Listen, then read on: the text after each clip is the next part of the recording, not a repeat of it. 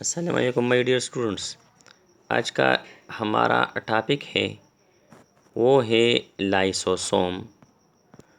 لائسوسوم کا مطلب ہم جانتے ہیں کہ لائسس کا مطلب ہے سپلٹنگ اور سوما کا مطلب ہے باڈی، یعنی سپلٹنگ باڈی. اس کے اسٹرکچر کی طرف جاتے ہیں تو اس کا اسٹرکچر راؤنڈڈ ہوگا. جس طرح میں نے یہ ڈرا کیا ہے کہ یہ راؤنڈڈ ہے. راؤنڈڈ سنگل ممبرین باؤنڈڈ آرگینیلی ہوگا. یہ سنگل ممبرین جو ہے یہ ممبرین سنگل ممبرین ہوگا. اور یہ ممبرین عموماً ہم کہتے ہیں کہ امپرمیبل ہو، کیونکہ اس کے جو انزائمز ہوتے ہیں یا ہم کہتے ہیں کہ جو مٹیریل ہوتے ہیں کیمیکلز، وہ اس سے باہر نہیں نکلیں گے. اب اس کی کمپوزیشن کی طرف آتے ہیں تو کمپوزیشن اس کا اس طرح ہوگا کہ دے آر کمپوزڈ آف یا chemically composed of proteins, لپڈس، enzymes. Enzymes میں ہم کہتے ہیں کہ زیادہ تر ہم اس کو ہائیڈرولیزز یا ہائیڈرولائٹک انزائم کہتے ہیں، اور اس کے ساتھ ساتھ ہم کہتے ہیں کہ ایسڈ فاسفیٹیز انزائم بھی اس کے ساتھ ہوں گے. تو یہ اس کا کمپوزیشن ہو گیا، یعنی پروٹین، لپڈس اور انزائم اس پہ یہ مشتمل ہوگا. اس کی ڈسکوری کی طرف آتے ہیں تو اس کی ڈسکوری ڈیو ایک سائنٹسٹ تھا، انہوں نے 1949 میں انہوں نے اس کی ڈسکوری کی تھی. اس کی ڈسکوری ڈیڈیو نامی سائنٹسٹ نے 1949 میں اس کی ڈسکوری کی تھی. اس کی سائز کے بارے میں جانتے ہیں کہ اس کا سائز جو ہے وہ 0.1 سے لے کے 1 مائکرو میٹر تک اس کی سائز ہوگی، یعنی اس کا ڈائی میٹر جو ہے وہ 0.1 سے لے کے 1.0 مائکرو میٹر تک اس کی ڈائی میٹر ہوگی. سیل ایٹنگ پروسیس ہم کیسے کہتے ہیں؟ ہم کہتے ہیں کہ جب بھی یہ سیل جو ہے، یعنی یہ لائسوسوم جو سیلز جو ہے وہ ہم کہتے ہیں کہ وہ درکار نہیں ہوتے یا اس کا ٹائم کمپلیٹ ہو جاتا ہے، یا ہم کہتے ہیں کہ ڈی جنریشن، کسی آرگن کا ڈی جنریشن کرنا ہوتا ہے، تو یہ عموماً اس کے جو ممبرین ہوتے ہیں، اس کا جو ممبرین ہوگا وہ رپچر ہوگا. یعنی اس کا یہ ممبرین رپچر ہوگا، اور رپچر ہونے کی وجہ سے اس کے جو انزائم ہے وہ باہر نکلیں گے، اور سیل کے اندر جتنے بھی آرگینیز موجود ہوتے ہیں وہ اس کو یعنی ڈائجسٹ کرتا چلا جائے گا. تو یہ اس کو ڈائجسٹ کرے گا، تو اس لیے ہم اس کو سوئسائڈ بیگز بھی کہتے ہیں.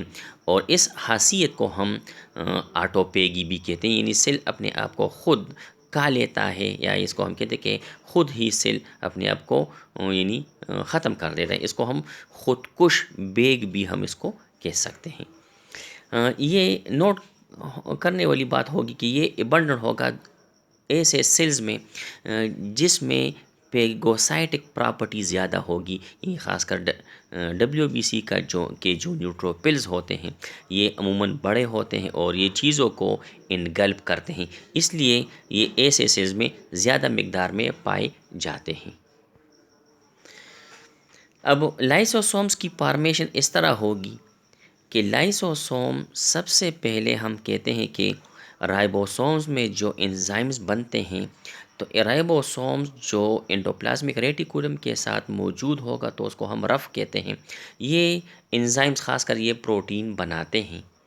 یہ پھر آگے جا کر یہ انزائم جو ہے وہ گالجی باڈیز کے اندر داخل ہوتے ہیں، اس کے سس اسپیس کی طرف جو ہے وہ داخل ہوتے ہیں اور ٹرانسپیس سے یہ نکلتے ہیں. جب یہ گالجی باڈیز میں اس پہ پروسیسز ہوتا ہے تو گالجی باڈی سے ایز ویزیکل یہ ریموو ہو جاتے ہیں، اور پھر اس کو ہم پرائمری لائسوسومز یا اس کو ہم لائسوسومز بھی کہتے ہیں. یہاں پر ہم اس کو لائسوسومز کے لیے ہم پرائمری لائسوسومز کہیں گے. ٹھیک ہے، یعنی اس کا فارمیشن اس طرح ہوگا کہ enzymes are synthesized by ribosomes on rough endoplasmic reticulum and are transported to Golgi bodies. یعنی یہ دونوں مل کر جو انزائمز بناتے ہیں، جو پروٹین بناتے ہیں، وہ گالجی باڈیز کو یہ پرووائڈ کرتے ہیں. وہاں پر یہ پروسیس ہوتا ہے اور ویزیکل کی شکل میں یہ برڈس کی شکل میں یہ اس سے ریموو ہو جاتے ہیں، اس کے سروں سے یہ ریموو ہو جاتے ہیں. اس کو ہم پھر لائسوسوم یا پرائمری لائسوسومز کہتے ہیں. लाइसोसोम्स जो है वो एसिडिक इन्वायरमेंट में बेस्ट वर्क करता है. Lysosomes work in acidic environment या best in acidic environment. Hydrolytic enzymes are about 50 different enzymes. तकरीबन 50 different enzymes जो है वो हाइड्रोलाइटिक enzymes होते हैं along with the acid phosphatases. इसका मेन फंक्शन जिसको हम कहते हैं कि ये क्या करता है, तो ये अमूमन डाइजेशन करवाता है.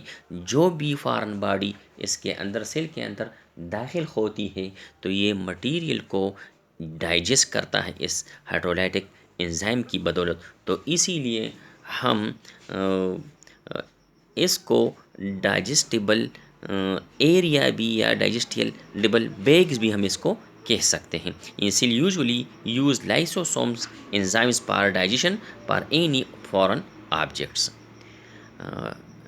जी नाज़रीन, ये था आज का हमारा टॉपिक. नेक्स्ट लेक्चर के लिए हमें इजाज़त दीजिए. अल्लाह हाफिज़.